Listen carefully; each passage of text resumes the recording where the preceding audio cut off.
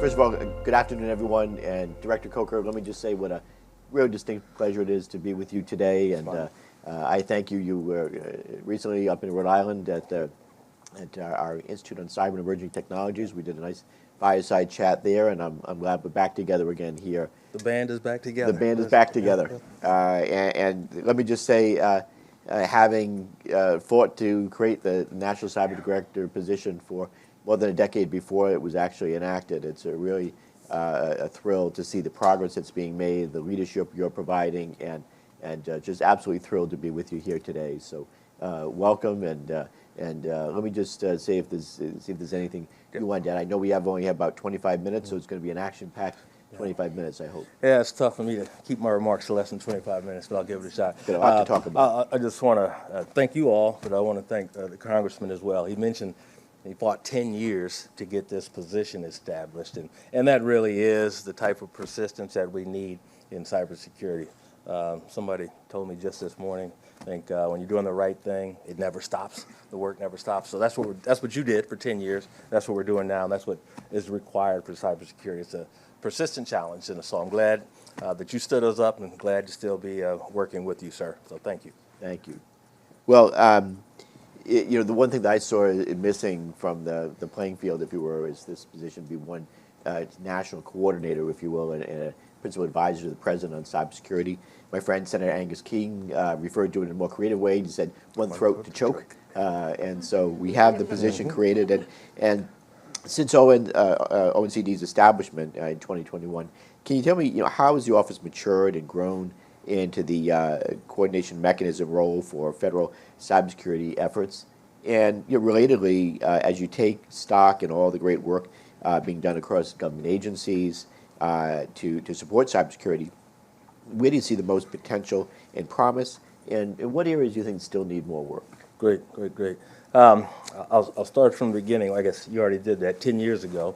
But then in 2021, the office stood up, and it was stood up by just an outstanding American patriot, Chris Inglis. Absolutely. And when Chris stood up the office, he was literally an army of one person.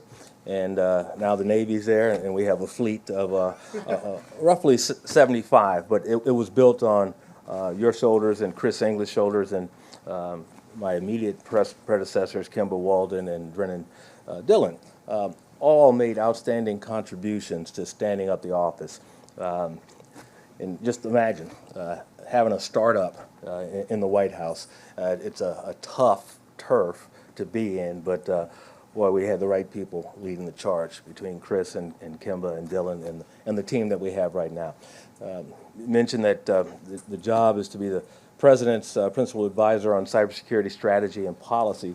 The other part that I really enjoy about the job, and it's probably one of the more challenging aspects, is to bring coherence to the federal digital ecosystem. There are plenty of good partners in the federal government that are working on cybersecurity, but through your foresight and the Commission's foresight, you recognize the need for an entity to bring us together and focus on the common mission objectives. So that's what that keeps us moving, just bringing our very capable partners together and coordinating our efforts as we take on an intractable challenge. The other great part of this job, and I was pleased. As you mentioned, I grew up in the Navy and in the intelligence community, and we had not always considered partnerships with the private sector as being pivotal. I've been in organizations where we just treated the private sector in an estranged manner, but it has been made clear to me and to others on the team that the federal government will not succeed in cybersecurity without a strong partnership with our private sector partners. And just an easy and obvious example of that is when we take a look at critical infrastructure, the vast majority of which is owned and or operated by the private sector, and it's called critical infrastructure for precisely that meaning. If we did not have that in place, the way of life that Americans have grown accustomed to, that we love, that we need, it would not be what we need it to be were it not for the private sector partnership, it's essential. So that's a big area of focus for us as well. Well said. And let me, build on that and ask you about the National Cyber Strategy, if I could. Yes. Obviously, a very important document. And what are some of the key takeaways from ONCD's perspective? And part of the strategy that I particularly like the most is emphasizing shifting the burden of cybersecurity from those that are least capable to those that are most capable. And what progress has been made in this area? And also you talk about the part that talks about liability and shifting that burden as well. The software developers, Yes. putting a little more pressure on them to make sure that they're putting out secure code. Right now, there's too much, I think, a rush to market, to be first to market rather than secure to market. And the National Cyber Strategy does touch on that. Yes, there's a lot of exceptional things about that National Cybersecurity Strategy. One of the ones is it's not our office's strategy. It's signed out by the president, but there were hundreds and hundreds of sessions with partners in the public sector and private sector. We all have skin in the game. All of our mission partners had the opportunity, and the vast majority took advantage of the opportunity to contribute to the National Cybersecurity Strategy, from providing us with concepts to consider and providing us feedback when something wasn't quite right. So that's number one. It really is owned by all of us. Secondly, there's an implementation plan that goes along with the National Cybersecurity Strategy. Strategies can be good, but they're only good and get to great when, number one, they're owned by more than the office that pins it, and we did it in this case. Number two, resources also have to be aligned with the strategy.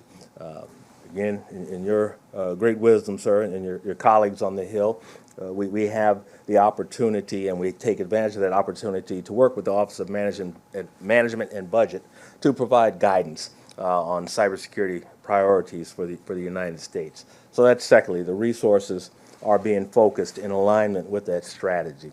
The third aspect that I'll mention are the two big shifts that are called for in the National Cybersecurity Strategy. The first one is to shift the responsibility for defending cyberspace from those that are least capable to those that are most capable. And I use the word responsibility, shift that responsibility. Too often entities, individuals and formal collectives, consider cybersecurity to be purely an inconvenience.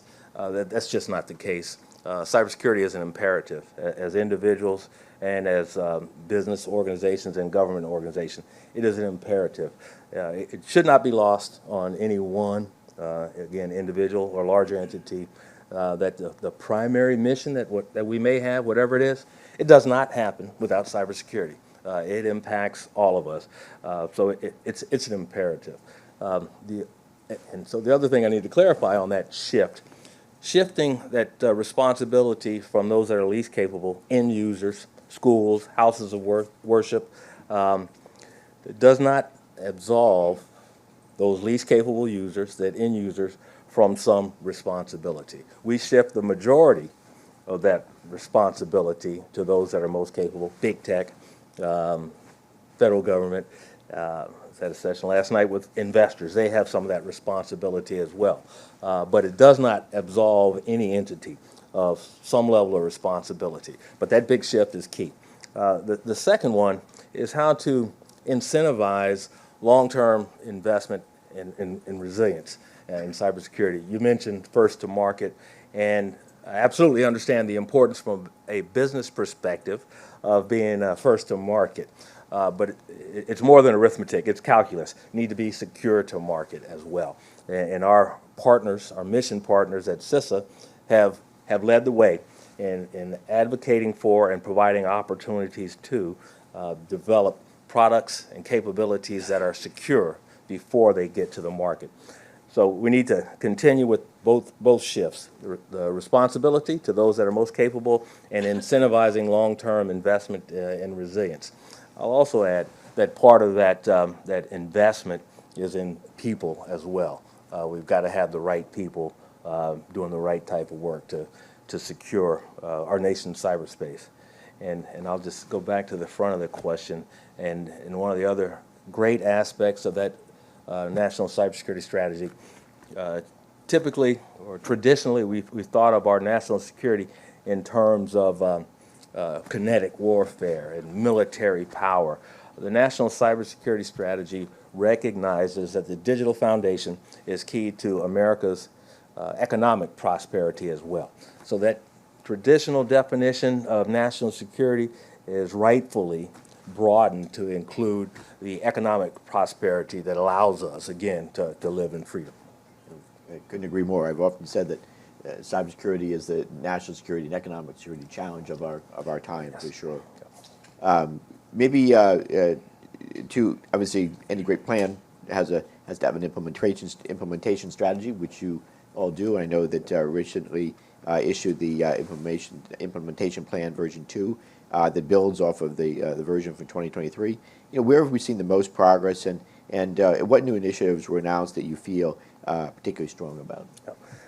The great thing, again, about this implementation plan, and it flows from what's necessary to make a strategy effective, resourcing and alignment, but then having a plan, an implementation plan. I'm a former program manager, and so for me it was all about cost, schedule, and performance accountability. So the National Cybersecurity Implementation Plan is all about transparency. It's a publicly released document, the first of its kind at that scale, and it's about accountability. And what is great is that our mission partners, the departments and agencies that comprise the federal government, signed up. They weren't voluntold. They signed up to lead initiatives in the National Cybersecurity Implementation Plan. Not only did they raise their hand and say, we have this, they also said, here's what we will deliver. They described that set of deliverables, and they also put in a timeline to allow themselves to be held accountable. So that was in the National Cybersecurity Implementation Plan version 1. And remarkably enough, NCS Implementation Plan version 2, there were more departments and agencies that volunteered to lead some of those efforts. It's just another sign of the realization that, again, our economic prosperity, our national security are indelibly linked with cybersecurity, and folks are standing up to do that. Excellent. Let's see if we could shift over to ONCD versus CISA. In cyber incident reporting right now, because it's very much in focus with discussions around the responsibilities of, as you talked about, critical infrastructure owners and operators. Can you just talk about what the role of ONCD versus CISA as they interact with private sector and more specifically critical infrastructure owners? And do you see opportunities to improve reciprocity among different entities on the reporting piece? I'll answer the easy one last. First, yes, there's opportunities to improve. But on the question of CIRCIA, cyber incident reporting for critical infrastructure, CIRCIA, that's vitally important. And Congress gave DHS and CISA the responsibility to make that regime more effective and more efficient. We have a lot of reporting requirements. ONCD is a part of the Critical Infrastructure Reporting Council, the CIRC, that CISA leads. And it was September 2023 that the CIRC listed 40 different cybersecurity incident reporting requirements, 40, with 10 more coming down the pipe. That's too many. And the CIRCIA tasked DHS and CISA to help address that challenge. And I think it was this past spring, that CISA had the rulemaking proposal that was published, and they received the responses from all those that cared to provide responses on 3 July. They were due. So CISA's working through that now, taking feedback, hopefully from you all. They certainly had feedback from ONCD on how to work that rulemaking to harmonize cybersecurity incident reporting requirements. So our role with CISA on this front is to help provide input and the assessment of the validation and of input from you all on how to streamline reporting requirements. Too many of our mission partners in the private sector have multiple and duplicative and ambiguous reporting requirements, not just for cyber incident, but other regulatory requirements. But on cyber incident reporting, that CERC that we sit on with, that led by CISA, is tasked with bringing that together. You talk about regulatory harmonization more broadly. We're thrilled that, I believe it was yesterday, that Chairman Peters and Senator Langford introduced a bill that hopefully will lead to ONCD bringing forward a committee and an action on regulatory harmonization. And that's with recognition that regulation in this aspect is for the purpose of being more secure in cyberspace, not regulation for regulation's sake. We also expect the right level of regulation will decrease the cost of doing business, again, by doing away with the duplicitous reporting requirements. Great. And you talk about, data. That's a great teaser for a panel that's going to be coming up later this afternoon, talking about data and cybersecurity. You talked about earlier on the workforce. And obviously, I've often said we have all the great policies and great positions created, but without the people to do the job, we're not going to get very far. So workforce development continues to be a top priority for federal agencies. Can you talk about the recently released ONCD's National Cyber Workforce Strategy, and where do you see agencies having, we often see agencies having to compete for talent, and what's the role of ONCD in helping agencies to attract the best and the brightest and retain that talent, and how do you see we can simplify the hiring processes to ensure the wealth of talent that we need is evenly distributed across the federal government? Right. I love to talk about workforce because we win or we lose with our folks. And right now, America has nearly 500,000 open cyber positions. We're not losing, but we need to do more on that front. And we are working across not just the federal space, but the entire cyberspace to include federal, state, local, tribal, territorial, and private sector, and our allies, because this is a global challenge. How do we get the right people working on the right side of cyberspace? So a couple of things that we're doing in our role, again, back to federal coherence. We have just a great partnership with the Office of Personnel Management, OPM. And OPM does the heavy lift on this easy stuff that I'm getting ready to articulate. The 4-year degree requirement for federal contractors, it was not a solid requirement. Although we love the 4-year classical education, it's the experiential part that's most important. So we are working with the Office of Personnel and Management to shift to a skills-based approach to hiring. Skills-based. That means what does an individual know? What have they done? What can they do? What is their aptitude to learn? Not merely do they have this 4-year degree. I think we all probably know some folks that are very, very capable that don't have a 4-year degree and could be contributing. They're usually about 12 years old, by the way, right? Yeah. You have a problem with tech, you ask a 12-year-old to fix it, but your point is right. Indeed. Well taken. And another point along those lines is when we have this 4-year degree, there are many military members, military veterans that have the skill set that we need, that have the commitment, the patriotism that we need in cyberspace, but they may not have a 4-year degree.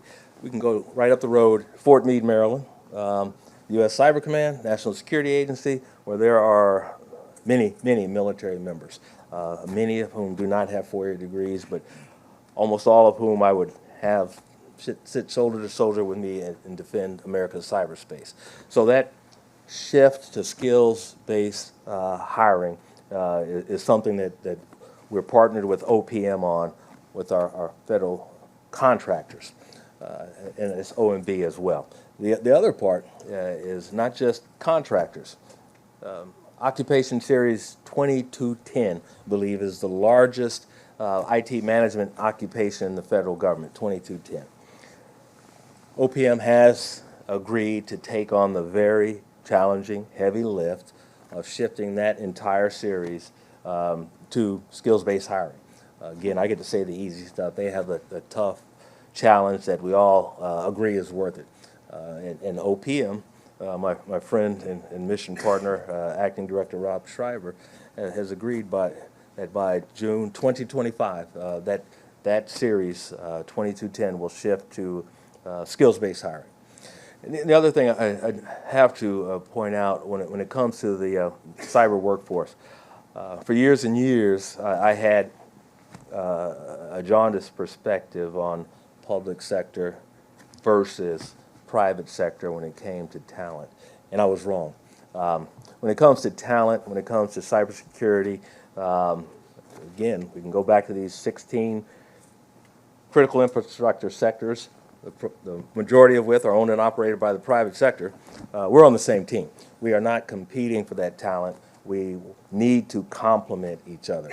There's nothing wrong with an individual leaving government service and going to work in the private sector. Cybersecurity is national security. It's economic prosperity. So as I have matured, I recognize that need to complement each other and not compete for talent. And it comes down to developing an environment that an individual believes they can thrive in. And we need to help the private sector do that, and we need to help the public sector do that. Couldn't agree more. I've often said that the federal government shouldn't be just fighting for a bigger slice of the pie, and we've got to grow the whole pie itself. Indeed. I think everybody wins that indeed. way. One of the things that I fought hard for in creating the Office of National Cyber Director is to make sure, very similar to like the drug czar, that you could look across departments and agencies and looking at their budgets. I think it's really important that somebody, because departments and agencies are basically responsible for their own cybersecurity, and yet nobody really had eyes on specifically their budgets to make sure that they're doing what they need to be doing in cyber. The different departments and agencies have different missions, right? And cyber is not necessarily going to be the priority, but it has to be. Yes. So can you talk about that kind of pass-through authority? I know you can't, direct that they do more, but you can take out your red pen and you can at least flag where they're doing well and where they're not, and then OMB evidently, obviously, is the final arbiter and of what needs to be done in terms of more spending and more focus. But could you comment on that? How's that going? Absolutely. The National Cybersecurity Strategy really is built on partnerships, and we have a strong partnership with the Office of Management and Budget. The point you mentioned about budget authority and budget oversight, that's where we are strongly partnered with OMB, and we've been able to do that because the predecessors in my job, the staff that's in our office, demonstrated the value added that ONCD could bring to the budget process. So when it comes to budget authority, budget oversight, aligning the budget with the strategy, ONCD is partnered with OMB. They're absolutely in the lead and will stay in the lead on budget, and that's great, but they welcome us as partners. It was just yesterday, could have been today, sorry, that I co-signed the FY26 Cybersecurity Priorities Memo with OMB Director Young, and it again aligns the resources for FY26 in accordance with the National Cybersecurity Strategy, and that's the way to do it. Let the departments and agencies know where the funding ought to go to address the National Cybersecurity Strategy. We also provide, throughout the year, OMB with input and feedback on cybersecurity budgets. And the other good thing, I know, early on in my program management tenure, I used to react in a less than positive way to oversight. But now I've seen that many of our departments and agencies welcome a different perspective as long as there's value added. We have great partnerships with departments and agencies, CIOs and CISOs. And a lot of that has to do with the recognition, again, that those top line missions that are there in the departments and agencies, they do not get done without the CIOs and the CISOs taking care of cybersecurity. We're their advocates on that, and happy to do so, and we are welcomed by OMB on that front. Yeah, I think that's going to be a welcome voice at the table, having an advocate for them. Yes. They may not be heard by their agency leads. We just got the 5-minute warning mark just a minute or so ago.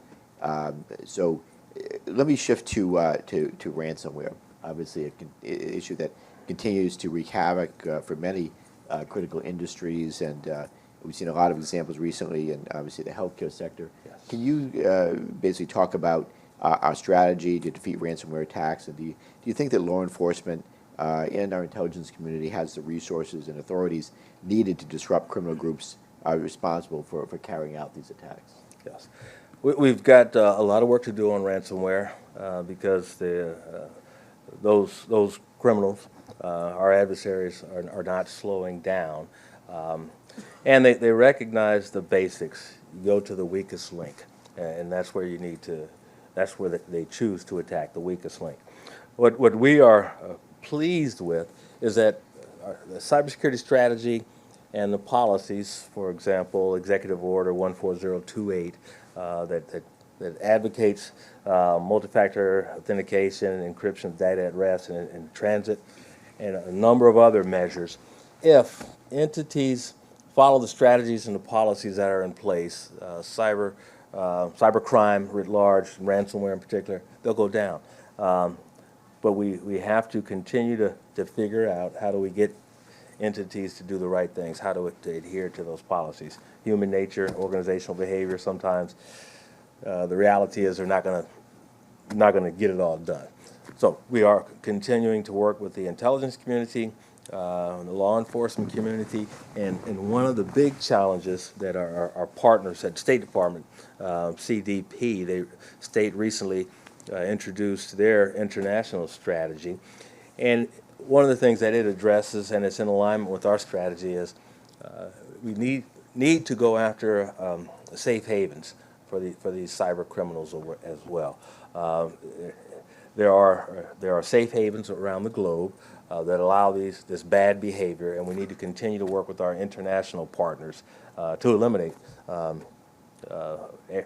places for these criminals to go.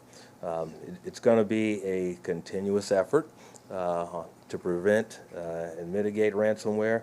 Again, back to incentivizing behavior and secure the market.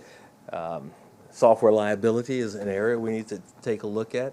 Cyber insurance is another area that we need to take a look at. And again, not for regulation's sake, but how to up our overall cybersecurity posture. And I think that these conditions of participation, as we call them, an example might be, as we all are aware, that the healthcare industry has been under attack here a lot of times. So if you want to go after a contract in the healthcare industry, for example, maybe you have to meet these certain standards of cybersecurity, just broad conditions of participation. Kind of goes back to the issue of practicing good cyber hygiene can go a long way toward reducing a lot of the risks in cyberspace. So yes, very good. I don't know if should we wrap it up there, or do we have time for one more? I'm not sure where we are. Okay. Last question then, if we could just briefly. One of the things that I fought hard for, and it was a little inside baseball, we got right up until the 1 yard line, and there was pushback about making the National Cyber Director position a Senate confirmed position, and neither administration, the existing one or the incoming one, were thrilled about having it Senate confirmed. I felt that Congress had to have some skin in the game, and they do that by having a Senate confirmed position that the National Cyber Director would go up to the Hill from time to time and kind of give us a peek inside the tent of what's happening on the strategy within the executive branch and what we need to do more in terms of providing resources or authorities. How is that relationship with Congress, and do you feel it's working? I feel it's working. Cybersecurity needs to continue to be nonpartisan. So we work with Congress, and I will continue to do that. I also mentioned I appreciate oversight. There are some bright minds on the Hill, committed patriots who have our nation's best interests at heart. And I take those perspectives and I try to make the most of it. So I go up there regularly, and all I want is honest feedback. I want input on where we might be coming up short and how folks think that we can get better. So it's an open door policy with me, literally and otherwise, because I welcome the feedback and I welcome the oversight. And I listen. I have this thing about smart people. I love them. So give me the good ideas, and we'll work them. Congress has been a good partner on the cybersecurity front, again, because they recognize the importance of the mission for our economy and our nation's security. So no qualms at all from me about having the position of the Senate confirmed. I'll never do it again. But I'm delighted to work with Congress. I'm delighted to have Congress tell us what they think we ought to be doing, and then we take it from there. Well, hopefully it's a healthy give and take. And that's it has been. It has been. And I mentioned earlier today Chairman Peters and Senator Langford's bill that they introduced. That's something that we look forward to working with Congress on. Well, Director, this has been a great discussion. I really appreciate you being here today to help us kick off the Homeland Security Defense Forum. I welcome everyone here. I really want to commend Megan and Chris Long for the extraordinary work they do pulling this together every year, and they're all behind-the-scenes people. Thank you for doing that, and a great audience here today, but most especially, Director, thank you for helping us to kick off the day. My pleasure, and thank you, sir. Good job. All right. Thanks, everybody.